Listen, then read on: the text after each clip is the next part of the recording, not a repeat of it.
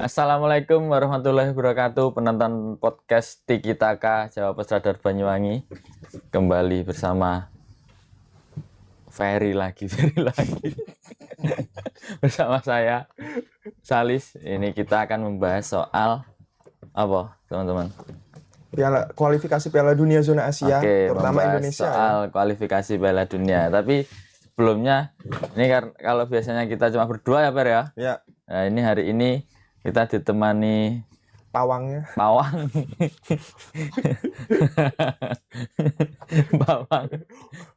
Produser kita di Konten YouTube. Ya, konten YouTube. Podcast Hingono Tunggali, Mas Niklas. Ini karena Mas Niklas juga sebenarnya expert soal sepak bola. Ya sedikit lah. Terutama sepak bola dalam negeri ya. Seperti yang logonya saya pakai ini. Sepak bola gajahnya. Senang sekali sepak bola gajah. Tapi sebelum itu teman-teman, ya ini kami mohon bantuan untuk jangan lupa di subscribe, like and comment channel dan konten YouTube Di-share kita. juga jangan lupa. Jangan lupa di-share juga. Komen-komen aja nggak apa-apa. Mungkin punya ide konten silakan, atau ide bahas soal ini mas soal sepak bola atau soal GP dan lain-lain. Atau gitu. bahas masalah posisi berat sebelah atau tampak berat sebelah atau gimana di komen. Saya nggak ngomongin yang salam satu track ya. Saya di sini. Takut nanti karena posisi kita harus seimbang. Intinya kan itu.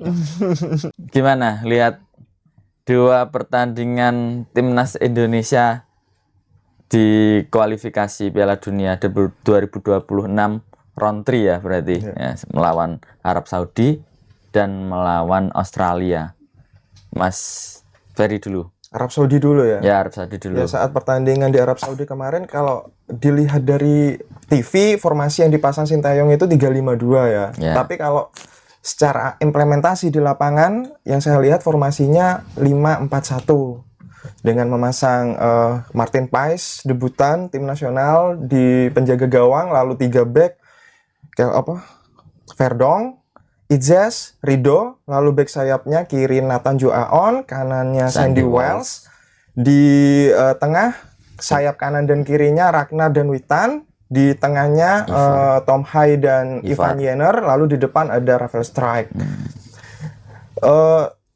Cukup mengejutkan ya, ternyata Sintayong berani memainkan sepak bola menyerang dari awal. Itu terbukti dari beberapa peluang sampai beberapa corner yang kita dapatkan di awal pertandingan, terutama dan mencetak gol pertama mencetak gol di menit 15 ya, lewat.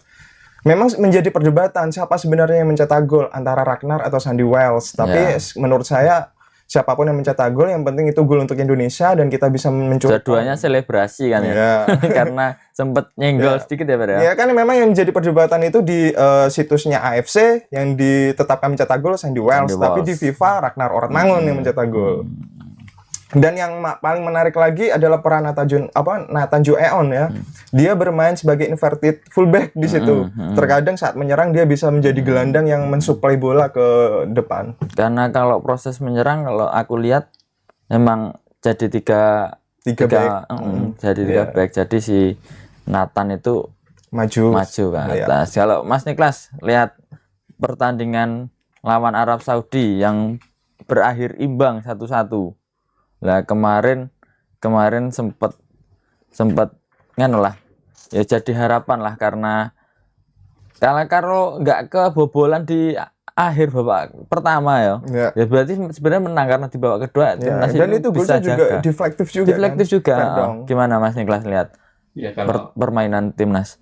Aku lihat pertandingan pertama sebetulnya ya di luar prediksi ya. Aku memprediksinya itu bahwa kita sedikit akan banyak mengandalkan counter attack ya. Cuma masalahnya kalau tak lihat kehadiran Martin Pais ini membuat lini belakang kita itu sedikit agak enjoy. Aku lihat Ijes, Rizky Ridho itu berbeda dari ronde kedua ya, yang gimana sedikit ya bukan diskreditkan si Hernando, cuma dengan hadirnya Martin Pais ini aku lihat lini belakang enjoy, bermainnya enjoy, lepas, dan Martin Paes sendiri bisa tampil dengan kualitas yang bagus. Lini belakang itu jadi lebih safe dalam meredam serangannya si ini ya, anak-anak onta Arab bahasanya.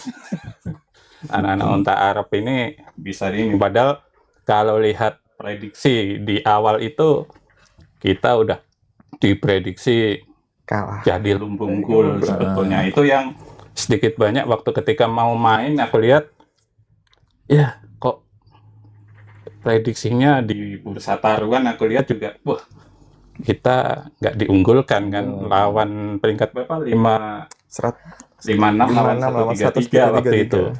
Makanya ketika kita bisa bermain lepas, artinya kok kayak gini ya excited, kita bisa cetak gol. Dan Martin Paes sempat nepis dengan penalti ya, Salim Al-Daurasi, padahal itu juga salah satu pemain yang cukup pentereng sebenarnya di timnas Arab. Dia juga pernah bermain di Villarreal kalau nggak salah di Liga Spanyol, dan itu jadi momentum sebenarnya kan karena timnas Indonesia bermain bagus pada waktu melawan Arab Saudi, di pertandingan selanjutnya melawan Australia. Nah, ini kan sempat jadi harapan. Teman-teman kantor kemarin sempat tanya ke aku, Pak Aib tanya, terus kamu juga tanya Pak, ini gimana lagi lawan Australia. Pada waktu itu aku imbangnya api, aku bilang itu Pak ya, karena kalau lihat pertandingan sebelumnya kita dibantai ya Pak, Indonesia dibantai 4-0 kan, terakhir di Piala Asia 16 besar. Dan kalau dilihat sebenarnya pemain-pemain pada waktu kita kalah 4-0 itu dan sekarang nggak jauh beda ya, ada tambahan lah di beberapa sektor kayak Izet ya. Terus 6 pemain lah yang nggak tampil di Piala Asia kemarin kan. Dan ketika lawan Australia akhirnya imbang. Kalau Ferry sendiri lihat gimana? Saya mau kembali lagi ke Arab Saudi dulu ya. Sebenarnya tidak terlepas Roberto Mancini sempat mengeluh ya Mas ya di press 20 pemain itu. Alasannya karena memang menit bermain kebanyakan pemain Arab Saudi itu berkurang di klub karena datangnya banyak pemain bintang yang eksodus ke Liga Pro Arab Saudi. Bisa dibilang yang jadi pemain inti di klub cuma kaptennya Al-Dawsari itu aja. Yang di Al Hilal ya. Bahkan kipernya Arab Saudi itu di klubnya kan Al Hilal juga. Dia kan kalah bersaing sama Yasin Bono. Dia mulai bergabung tahun 2022 hanya bermain 8 kali. Bayangkan. Tapi ya itu menjadi keuntungan kita juga ya. Termasuk bisa membuat bisa mengejutkan mata Asia. Kalau ternyata kita lihat, tapi ya salah satunya faktor juga lapangan juga loh. Lapangan bagus. Enggak, maksudku gini, di pertandingan lawan Arab Indonesia malah bisa 1-2. Ya betul ya. Itu juga menarik diulas ya. Setelah itu pada waktu lawan Australia, banyak yang muji karena berhasil imbang, muji Martin Paes. Tapi di luar pertandingan faktor lapangan disorot. Kemudian ada lagi soal tiket. Ini kan ada juga Mas masalah karena yang masuk 70.000 penonton, 70.000 penonton. Tapi pada prakteknya banyak orang yang masuk dan entah itu pakai gelang tiket yang dipakai dan lain-lain sampai penuh banget, dan ini menimbulkan ketidaknyamanan di lapangan. Ini langsung soal Australia, Ber. Kalau lawan Australia kan di situ ada beberapa pos yang diganti ya, seperti formasi tetap 5-4-1, tapi posisinya Verdong digeser ke kiri. Nathan Joaon digeser ke gelandang ya untuk menggantikan posisi Tom Hai. Witan digantikan oleh Marcelino Ferdinand. Lalu yang di back digantikan oleh Justin Hubner yang kembali tampil. Sama seperti saat melawan Arab Saudi, langsung gas di menit awal, itu terbukti Sandy Wells langsung melepaskan tendangan ya. Langsung melepaskan tendangan, rebound ditendang lagi sama Rafael Strike. Akhirnya menjadi corner. Ya, saya lihat cuma sayangnya memang agak kendor di pertengahan babak pertama lah udah mulai kendor itu di situ ya. mulai saat Australia sudah mulai menemukan ritme permainannya yang mau dimau seperti apa, itu terbukti Sandy Wells kewalahan menghadapi pemain sayapnya Australia yang nomor 23 itu. Si Gordon. Iya. Good way kok Gordon. Ya beruntung lah, intinya beruntung kalau kita sampai nggak kebobolan itu. Memang Martin Paes juga luar biasa.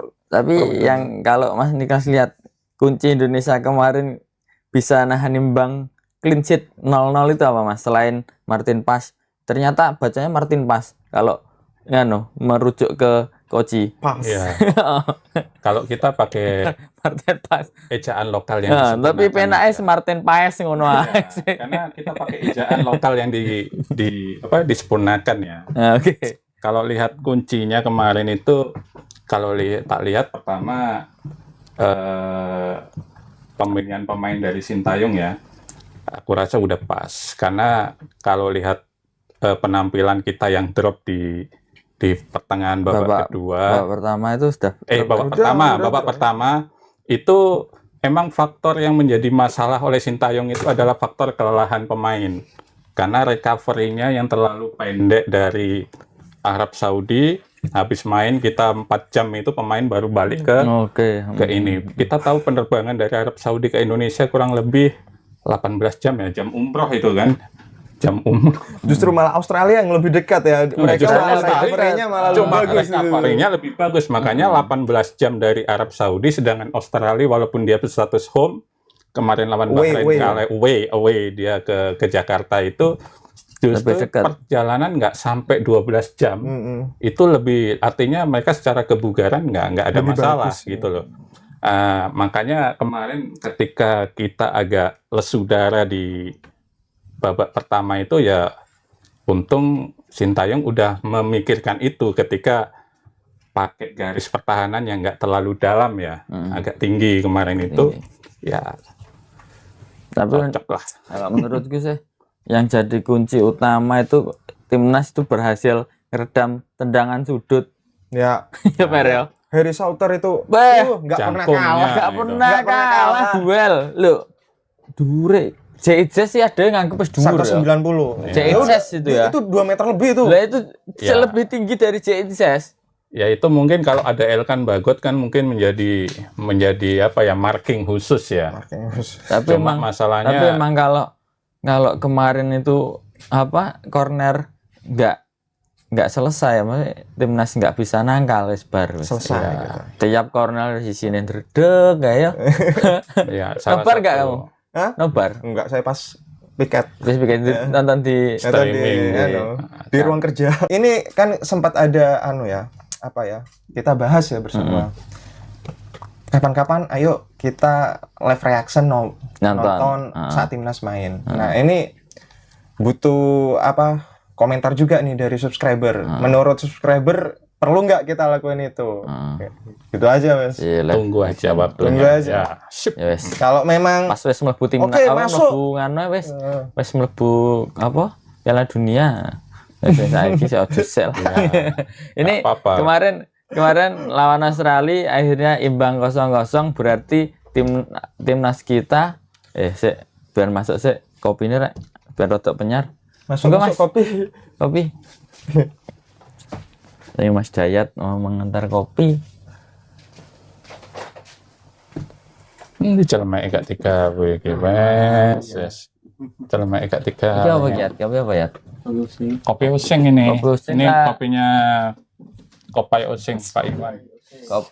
Kopi harumnya khas Osing dari Pak Iwan ya, Sanggar Genjah Arum. Okay. Terima kasih Pak Iwan. Bukan sponsor ini ya, tapi dukungannya luar biasa.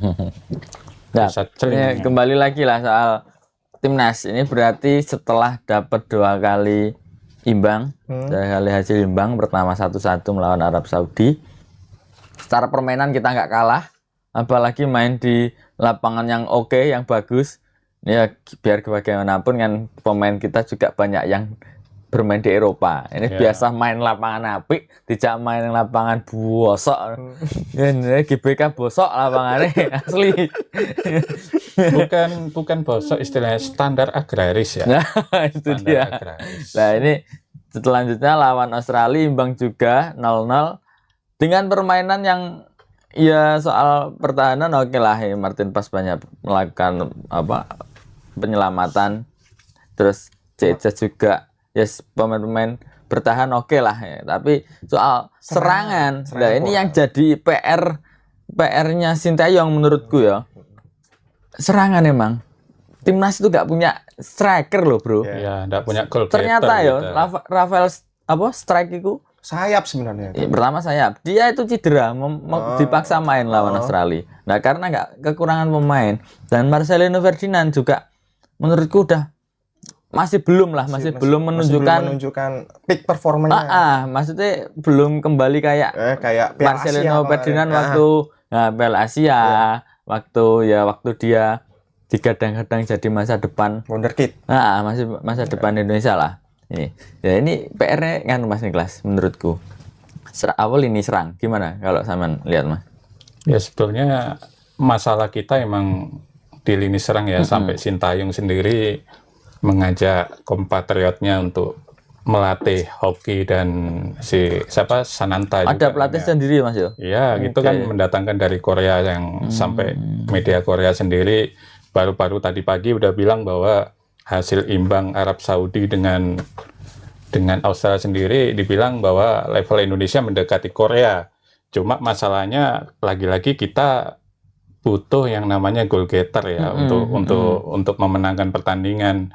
Selama ini yang kita lihat yaitu tadi siapa sosok penyerang yang pantas untuk ya menjadi ujung tombak tadi. Ragnar punya juga sayap ya?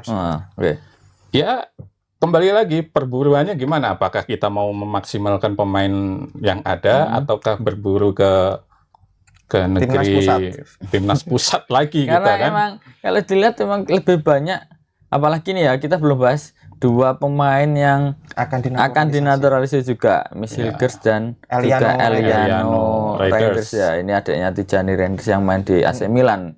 Lah ini dua pemain ini juga posisinya belakang. Bukan striker, si Hilgers ini back tengah, Eliano ini back sayap, back kanan dan juga sayap kanan. Ya. Ini nggak ada striker, timnas ini nggak punya striker.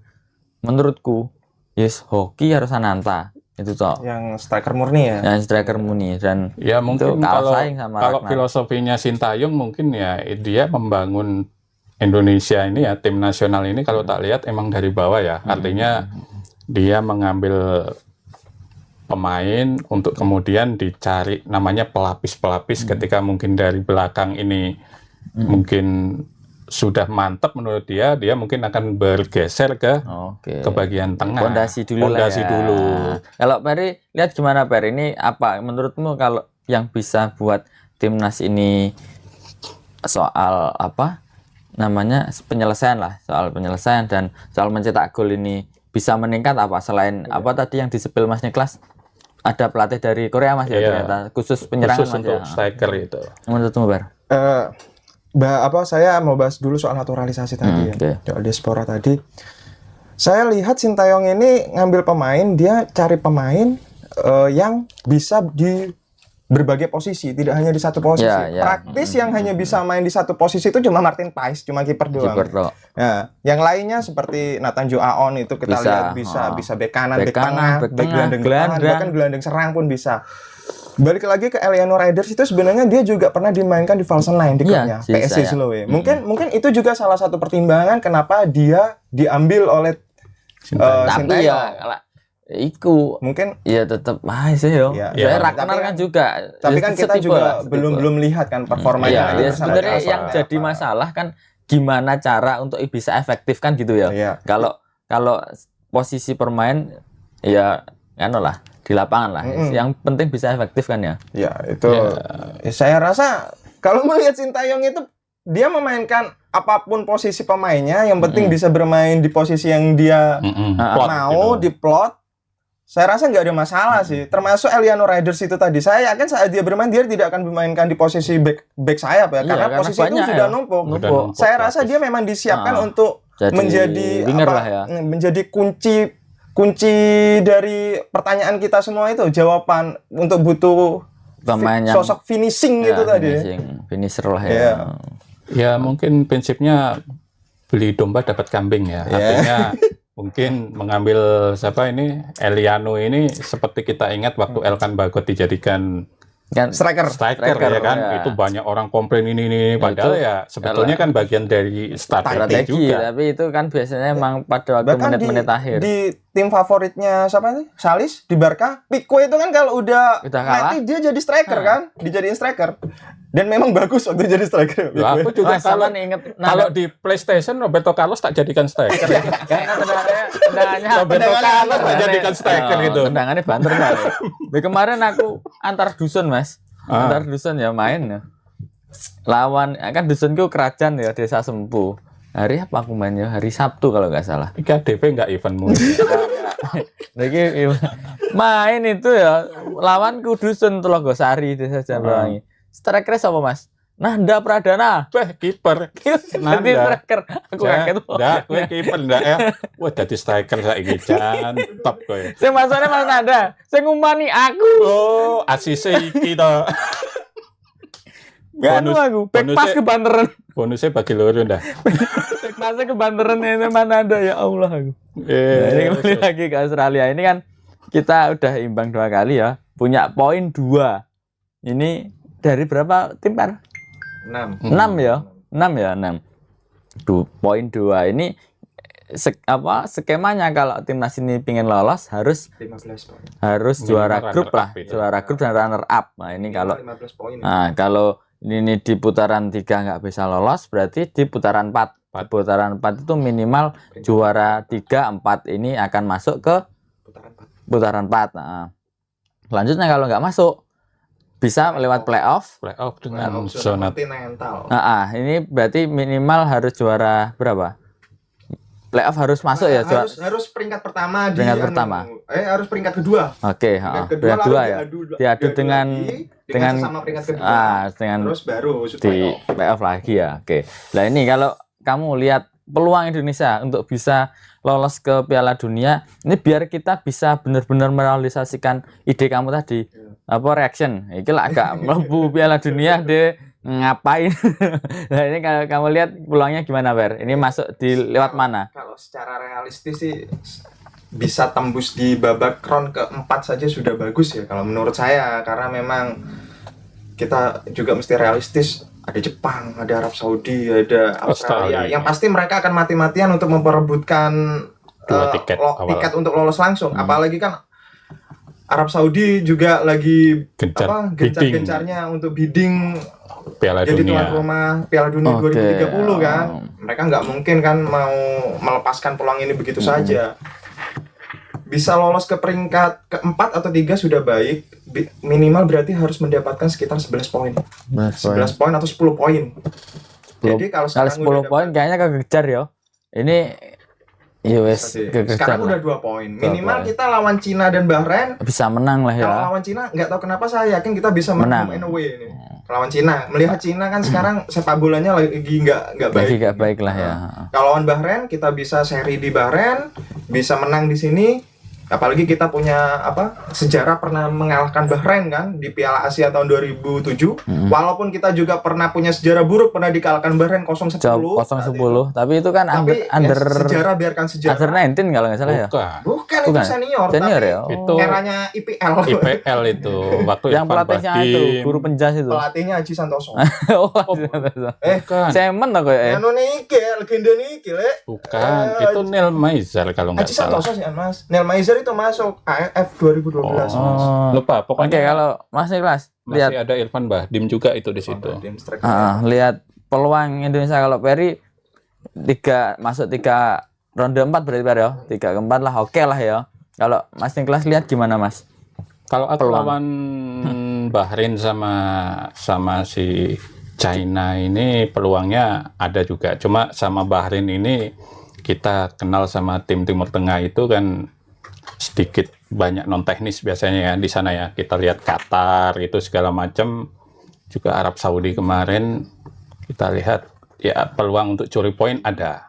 Iya, ini kan ada kemungkinan lawan Arab dan Australia kita menang di kandang masing di Australia di kandang Australia. Cuma di Bahrain ini peluangnya 50-50, tapi aku cenderung kita dapat 1 poin ya. Cuma di China ini juga sebetulnya kalau level China sekarang sama seperti Indonesia, naturalisasi juga. Oh, banyak naturalisasi juga banyak ya? Ada naturalisasi itu. Cuma yang kita waspadai di China itu sebetulnya adalah faktor non teknis juga. Bagaimana kita nanti mau dimainkan di stadion yang jauh, kemudian nanti ya faktor-faktor tekanan tuan rumah seperti itu ya.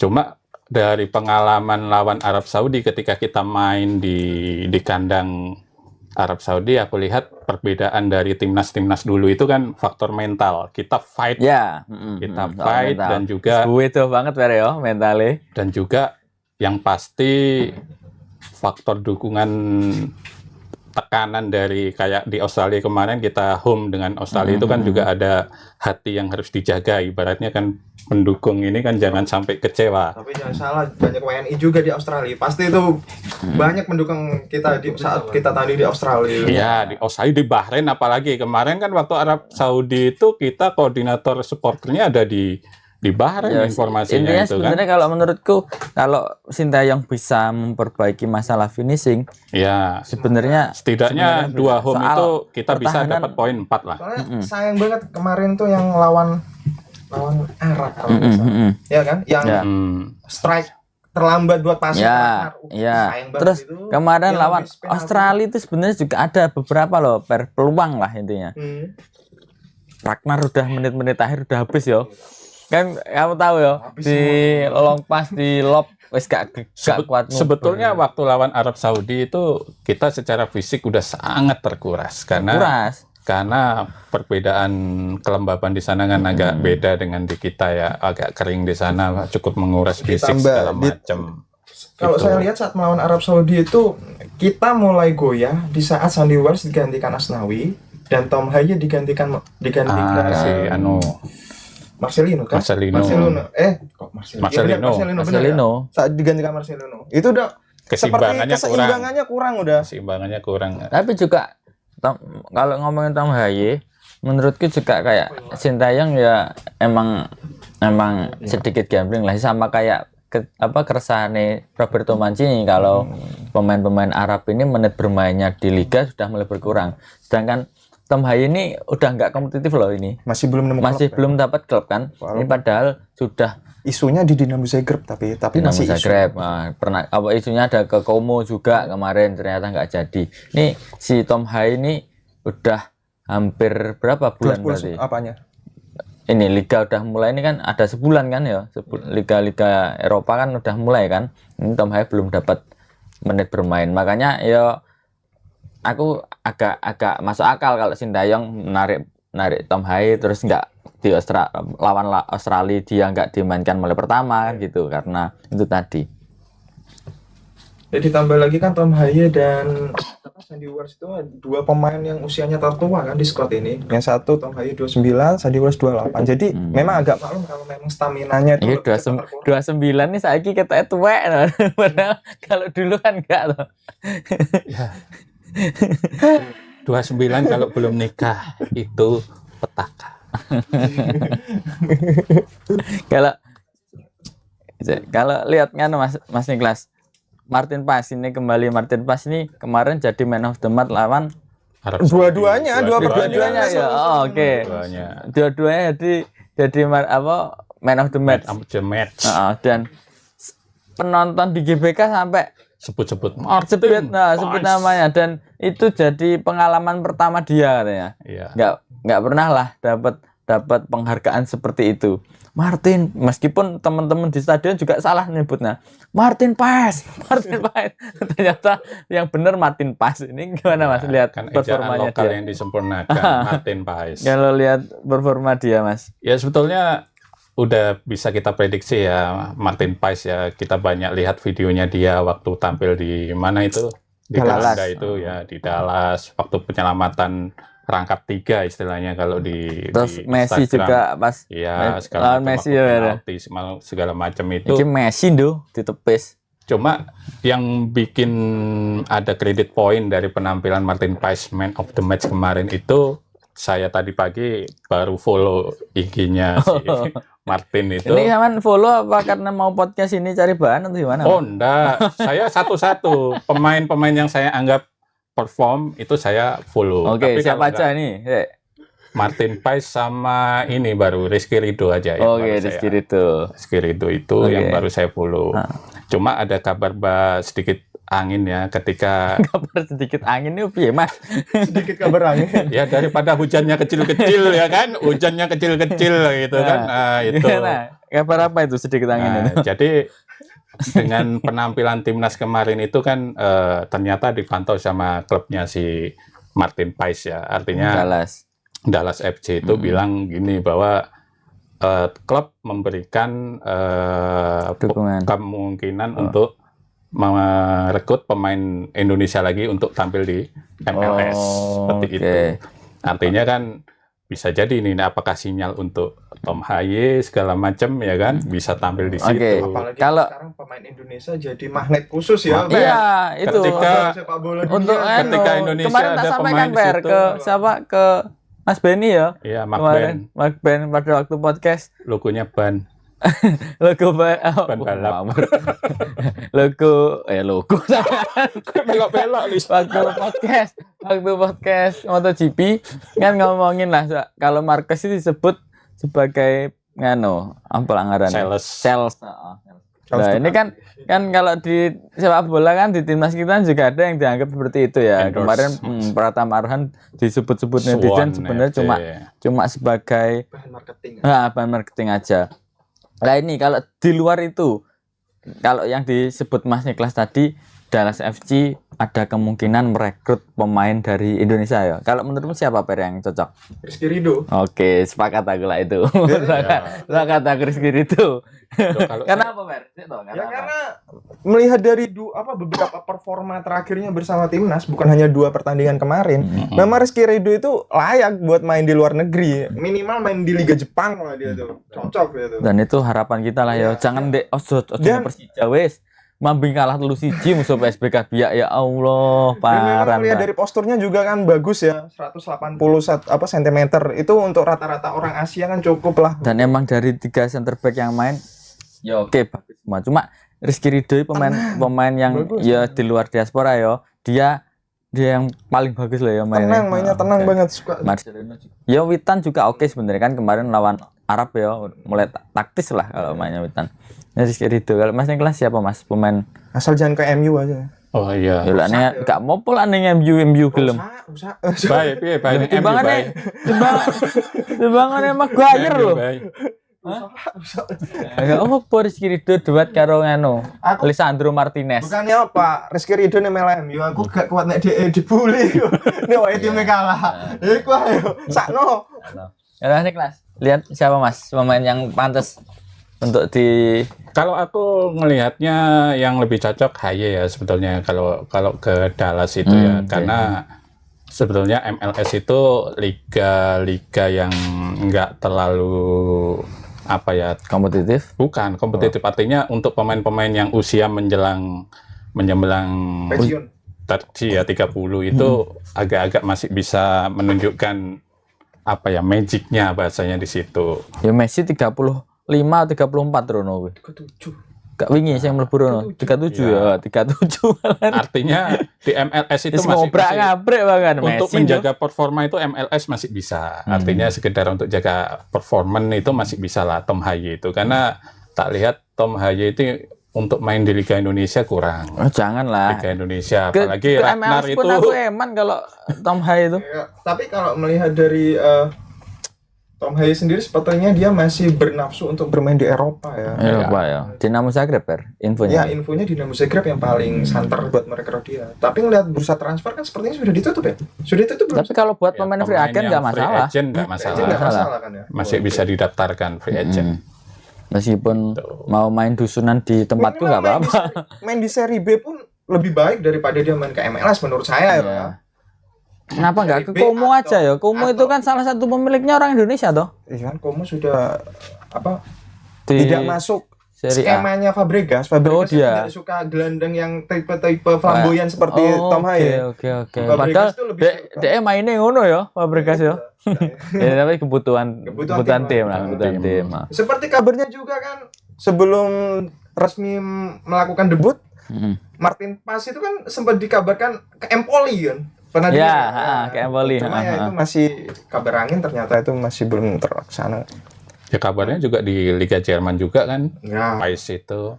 Padahal itu kalau memang Paes itu jadi ke Empoli itu satu batu loncatan yang bagus. Siapa tahu tim-tim seperti AS Roma minimal. Tapi menurutku setelah dia tampil bagus di timnas Indonesia, umurnya belum 26 ya, 26. Ini sampai kowe kelahiran 98. Iya ta? Iya. Kowe iki apa to? Sampean. Jangan Martin Paes. Nah ini Kediri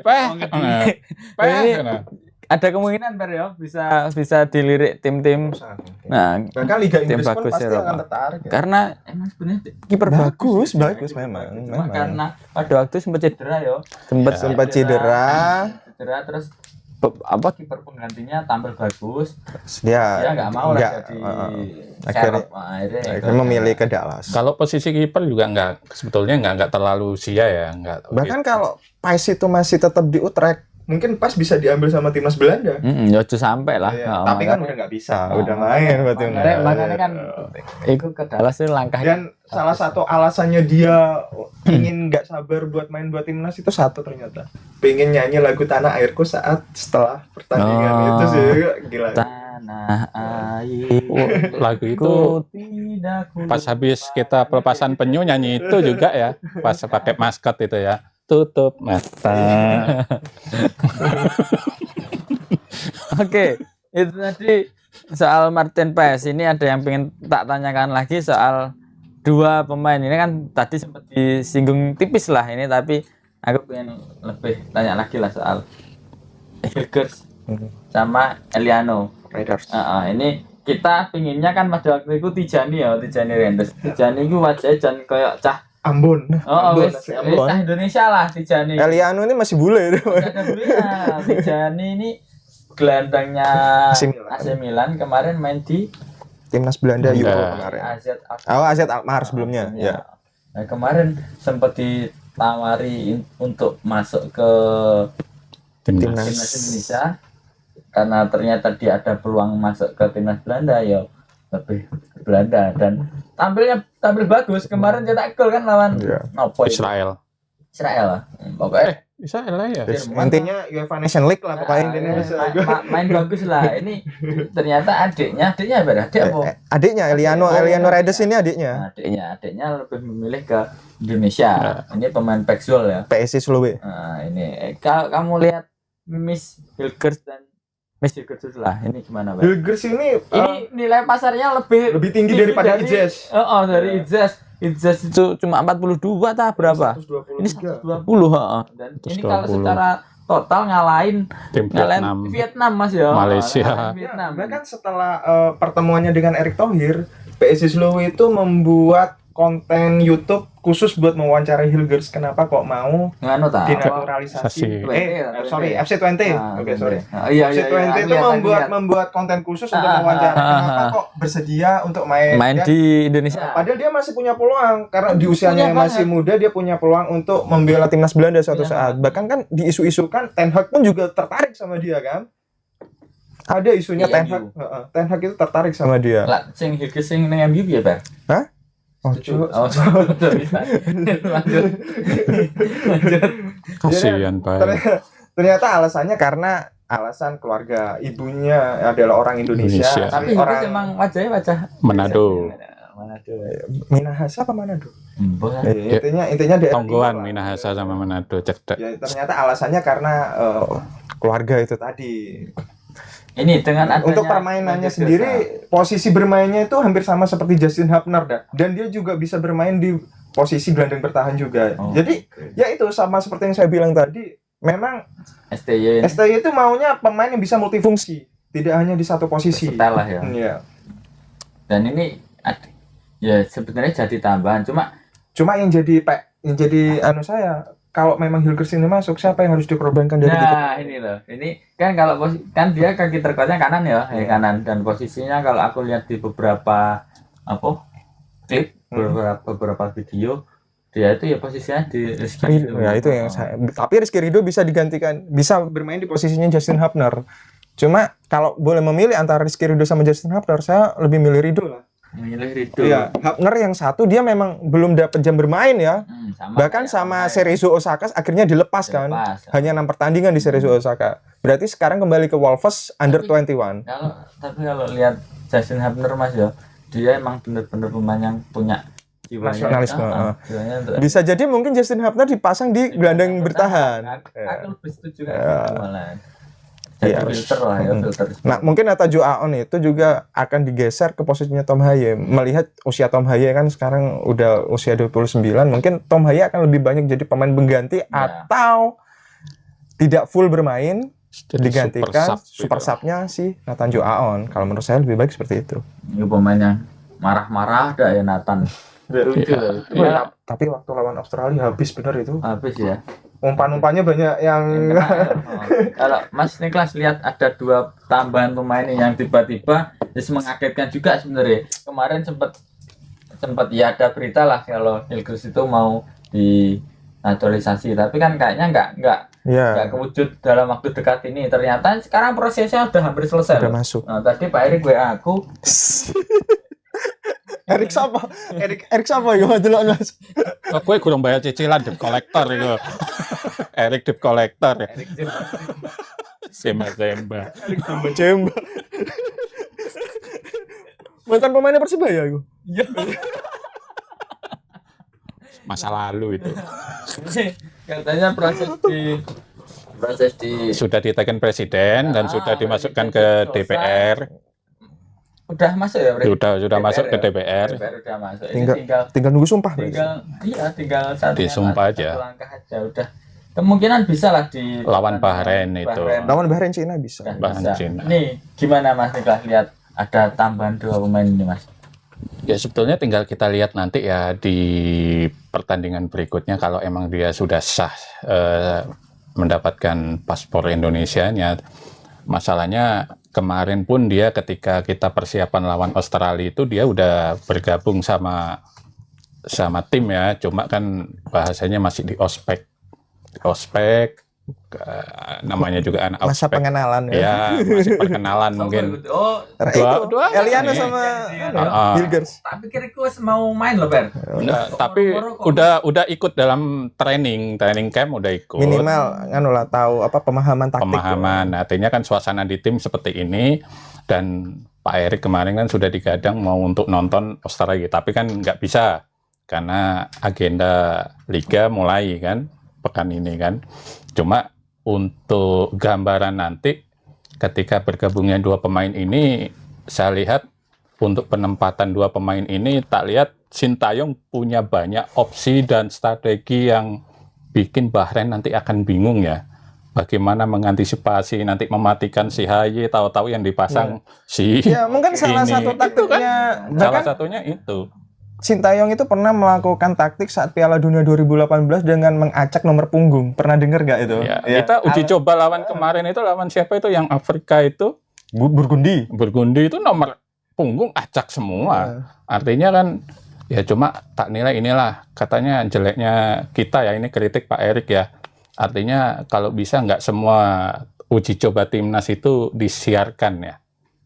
Itu juga menjadi taktik supaya kita nggak bisa dibaca seperti itu. Karena kalau kita nuruti komersial, ya buat apa kalau strategi kita kebaca. Tapi ya itu kembali lagi.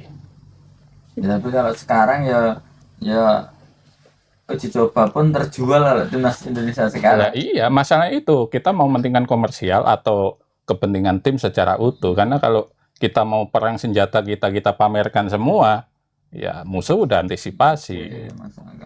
Nah, itu semua. Sekarang pertandingan timnas itu memang sangat menjual ya. Sekarang kan sempat dari RCTI pindah ke SCTV dan Indosiar kan. Ini kan sekarang Mas Lukas ya. mau ada rapat timnas itu disiarkan Radar TV ya. Mau rapat sama timnas Banyuwangi. Erik Jemba. Nggak bisa. Mas Niklas minta ke sini. Mas Niklas pemain favoritnya lho, Erik Jemba mbek mau kuele. Eling mau kuele.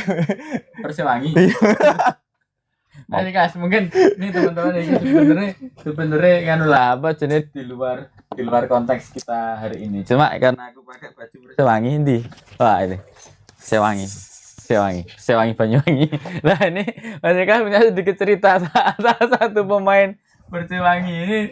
Waktu itu aku SMA tak kuliah ya, Makulele karena Peri barusan nyebut Makulele aku. Makulele Mas. Makulele. Cuma panggilan teman-teman di supporter itu karena itu tadi ejaan lokal yang disempurnakan itu jadi Mokolele. Karena mungkin karena Cloud Makulele. Iya. Makelele. Terkenal. Ini Mas, ada cerita Mas.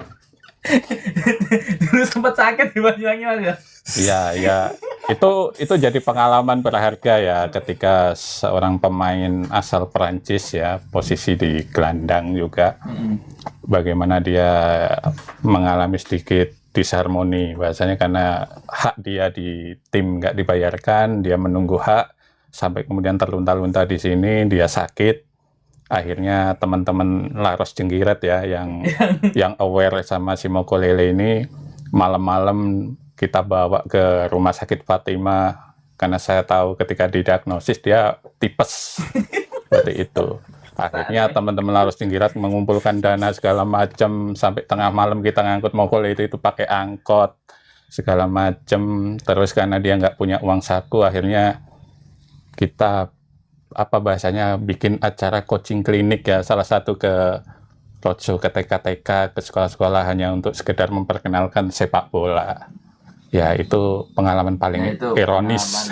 Pengalaman di tahun-tahun lalu lah ya, tapi sekarang ya insya Allah sepak bola di Indonesia udah jauh lah dari hal seperti itu. Semoga. Kalau udah bahas kan tadi timnas, karena Mas Niklas sudah bahas Persewangi, nggak abdur rasanya kalau nggak bahas tentang Liga 1.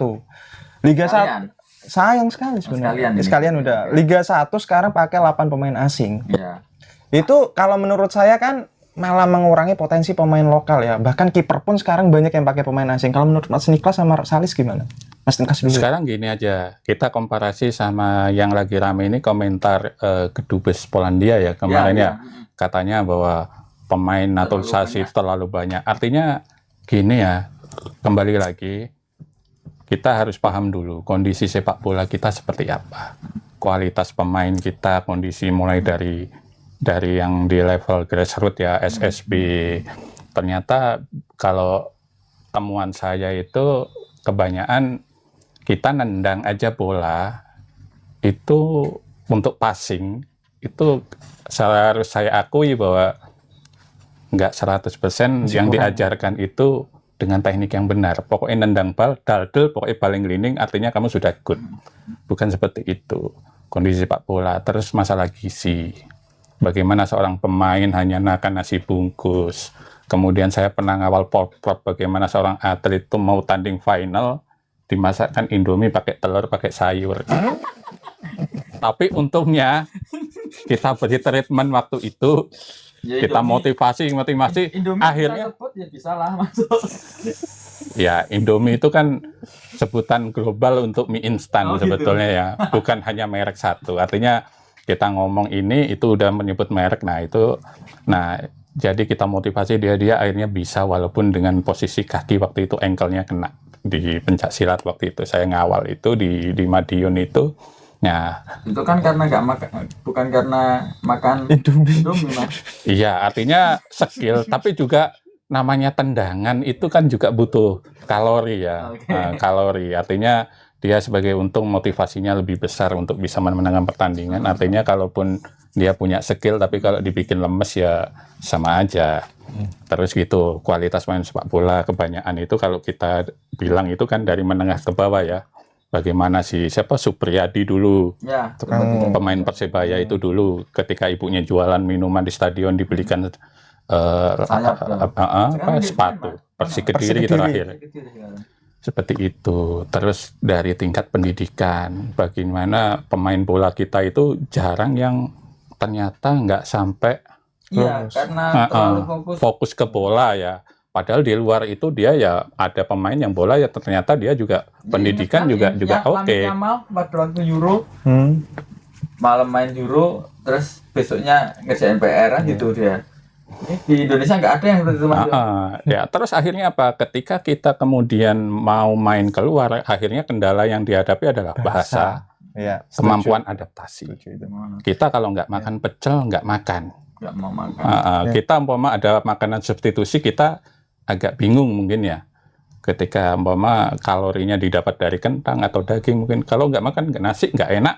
Itu kan juga menjadi problem kualitas pemain kita. Makanya kan ketika kuota pemain asing sebetulnya menjadi dilema juga ya. Di liga itu jadi banyak, artinya kembali ke liga sendiri. Liganya banyak tapi pemain naturalisasi dikritik seperti itu. Artinya yang komen ini yo dilihat dulu. Kalau aku sendiri, Mar, gitu. Aku setuju soal penambahan pemain asing. Pemain asing jujur aja, karena kita ngobrol soal kalau terlalu banyak pemain asing, justru pemain kita kurang jam terbang. Itu udah lama, udah dari lama. Ya, dari awal-awal Liga 1 dulu seperti itu lagunya. Tapi, apa dampaknya? Nggak ada, itu seperti ini. Ya menurutku justru dibalik aja logikanya. Kalau banyak pemain asing, ya diharapkan ini jadi ekosistem yang bagus sih, Mas. Persaingan, masalah persaingan. Kalau lihat sekarang banyak kiper dari asing, nggak masalah juga karena ya monggo bersaing seperti itu aja. Ya karena kemarin kan itu harga pemain asing sama lokal sekarang gajinya unda-undi dengan kualitas yang mungkin kurang lebih bagus pemain asing. Tapi dengan catatan ya apa yang tak bilang tadi ya, dengan catatan kualitas, yang balik lagi kualitas. Buat apa kalau ngabisin slot pemain asing tapi bisa dibilang kualitasnya nggak jauh beda. Ini kayak kiper A ini dari Brasil lah semisal, kalau harganya lebih mahal dia, ini ngabisin slot, ternyata kalau dilihat kualitasnya bagus Hernando seperti itu kan ya. Nah, ini tadi kalau soal persaingan lebih bagus. Kalau menurut saya sih ini jadi momentum yang pas ya buat pemain kita. Jika dia merasa tidak punya tempat di negara sendiri, waktunya untuk abroad, waktu mencari peluang di negara lain. Sebenarnya kasus-kasus pemain kita yang diincar minimal dari negara Asia Tenggara lah, Thailand, Malaysia itu udah sering. Cuma masalahnya selalu masalah gaji itu aja kan yang nggak cocok. Jadi sekarang tinggal pilih, mereka mau milih gaji besar tapi karir mereka tenggelam main di Liga 2, atau bisa abroad dengan gaji yang tidak seberapa besar tapi namanya tetap eksis. Kalau menurut saya sih gitu ya. Ya balik ekosistem tadi, kalau kita kan yang dilihat referensi, Mas yo. Apalagi ngomong pemain muda. Pemain muda di era-era dulu, pemain muda yang dilihat referensinya juga pemain lokal yang main dengan cara, dengan persiapan, entah soal gizi dan lain-lain, pemanasan. Itu yang dilihat di zamannya dulu gitu. Nah, sedangkan kalau sekarang banyak pemain yang masuk dari negara luar dengan cara bermain yang beda, dengan cara passing yang beda atau apalah. Jadi referensi buat pemain muda sekarang. Diharapkan gitu, Mas ya. Kalau mentalnya selalu persaingannya akeh, wis gak usah main lah ya kapan maju nih kan gitu. Kalau ya itu masih ingat nggak? Pernah lihat nggak kata-katanya si balik lagi pernah ngomong saat Martin Paes waktu itu kalau nggak salah di talk show. Iya. Di talk show. Hernando Ari kan. Martin Paes kalau jadi ke Indonesia masa nggak kasihan sama Hernando Ari? Hernando Ari kan bagus. Itu kan kata-kata yang konyol sebenarnya ya, kata-kata seperti itu. Padahal Hernando ternyata fanboynya Martin Paes. Kamu lihat sendiri. Iya, aku tahu itu. Kamu jenenge rela kalau Hernando jadi rela nggak kalau jadi? Ya, itu kan rela kalau memang kualitasnya bagus. Iya. Wong Nadeo aja kan ngomong kan bisa bangga satu tim sama Martin Paes. Kalau yang kiper utamanya Onana. Ya gak rela. Karena ada lah ya itu teman aja. Oh, fans MU ta? FNM tambah satu. Agus, Roni, Bayu, FNMU. Agus, Roni, Onana.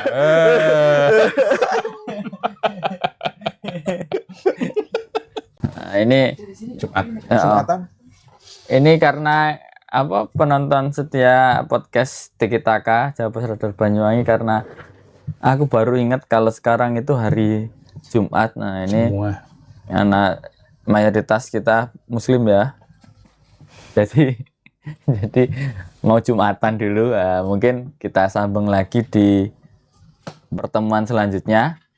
Nah ini kembali saya ingin minta bantuan sebelum ditutup untuk jangan lupa di subscribe, di like, di komen, di share konten dan channel YouTube kita. Ini tombol subscribe-nya ada di jidatnya Peri. Di jidatnya Peri ini di sini. Di sini. Golek nih penggayaan editor. Nah, mungkin seperti itu saja perjumpaan kita. Wassalamualaikum warahmatullahi wabarakatuh. Salam sepak satu sepak. Salam tengah lapangan.